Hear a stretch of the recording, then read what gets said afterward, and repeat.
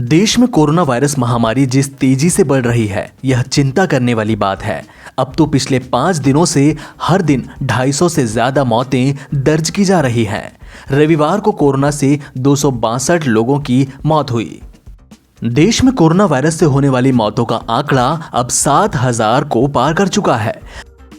बात चाहे रोज आने वाले रिकॉर्ड संख्या में नए मामलों की हो या फिर मौतों की, यह तस्वीर डरावनी है। अंदाजा इसी बात से लगाया जा सकता है कि शुरुआती 2.5 महीनों में देश में जितने कुल केस थे, उतना अब एक दिन में आना सामान्य बात हो चली है। एक तरफ मॉल से लेकर धार्मिक स्थलों समेत तमाम दूसरी सार्वजनिक जगहें सोमवार से खुल चुकी हैं, तो दूसरी तरफ कोविड-19 खतरनाक रूप दिखा रहा है। राज्य सरकारों के आंकड़ों के लिहाज से देश में कोरोना के कुल केस 2.5 लाख को पार करते हुए 2,57,334 हो चुके हैं। सिर्फ 5 दिनों में ही 50,000 से ज्यादा नए केस सामने आ चुके हैं। देश में 2 जून को कोरोना के कुल केस 2 लाख हुए थे, जो 7 जून को ही 2.5 लाख पार कर चुके हैं। देश में रविवार को कोरोना के मामलों में रिकॉर्ड उछाल दर्ज हुआ। एक ही दिन में 10,700 से ज्यादा नए केस सामने आए। लगातार दूसरे दिन देश में कोरोना संक्रमण के 10,000 से ज्यादा केस दर्ज किए गए हैं।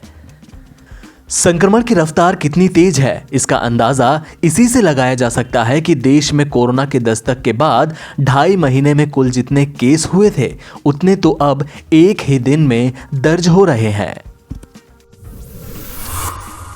देश के ज्यादातर हिस्सों में आज से धार्मिक स्थल, शॉपिंग मॉल्स, रेस्टोरेंट्स और होटल खुलने जा रहे हैं। केंद्रीय स्वास्थ्य और परिवार कल्याण मंत्रालय ने इन स्थानों को खोलने के लिए 4 जून को मानक संचालन प्रतिक्रियाएं जारी की थीं। स्वास्थ्य मंत्रालय के दिशा निर्देशों के अनुसार मॉल, रेस्टोरेंट्स और कार्यस्थलों में जाते समय सभी कर्मचारियों, कामगारों और मालिकों को सुरक्षा उपायों का पालन करना होगा। वहीं मंदिरों में प्रसाद वितरण पर भी पाबंदी लगाई गई है। कोरोना वायरस के बढ़ते मामलों के बीच यह एक बड़ी चुनौती होगी। केंद्रीय स्वास्थ्य मंत्रालय की ओर से SOP जारी करने के बाद शॉपिंग मॉल्स, होटलों, रेस्टोरेंट्स और धार्मिक स्थलों पर जाना अब लॉकडाउन लगने से पहले की तरह नहीं होगा। मॉल में सिनेमा हॉल, गेमिंग, आर्केड और बच्चों के खेलने की जगहें पहले की तरह प्रतिबंधित स्थल में रहेंगी। SOP परामर्श वाली प्रकृति के हैं और केंद्र सरकार ने इनका ब्यौरा तय करने के लिए अधिकार राज्यों को दिया है।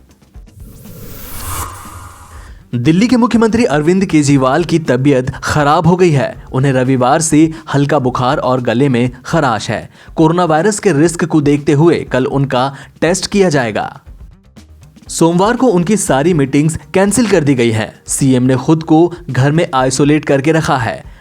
आप सरकार ने दिल्ली में एसिम्टोमेटिक और प्री सिम्टोमेटिक केसेस के कोरोना टेस्ट पर रोक लगा रखी है। सिर्फ लक्षण दिखने वाले संदिग्धों का टेस्ट होता है। देश की राजधानी में कोरोना वायरस मामलों की संख्या तेजी से बढ़ रही है। सोमवार सुबह तक दिल्ली में करीब 29,000 मामले सामने आ चुके हैं। यहां मरने वालों की संख्या 812 पहुंच चुकी है।